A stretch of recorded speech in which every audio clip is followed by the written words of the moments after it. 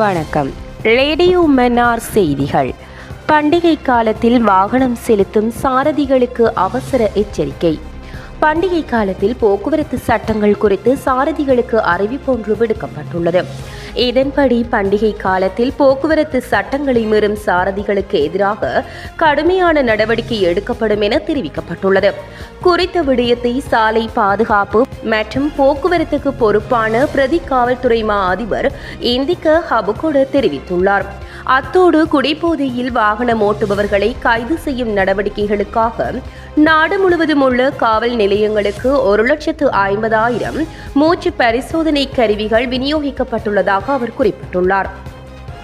அத்தோடு பண்டிகை காலத்தை முன்னிட்டு நாடளாவிய ரீதியில் உள்ள அனைத்து மதுபான சாலைகளும் மூடப்பட உள்ளதாக மதுவரி திணைக்களம் அறிவித்துள்ளது. எதிர்வரும் சிங்கள மற்றும் தமிழ் புத்தாண்டு கொண்டாட்டங்களை முன்னிட்டு நாடு முழுவதும் உள்ள மதுபான விற்பனை நிலையங்களும் ஏப்ரல் 13 மற்றும் 14 தேதிகளில் மூடப்பட வேண்டும் என அறிவிப்பில் தெரிவிக்கப்பட்டுள்ளமை குறிப்பிடத்தக்கது.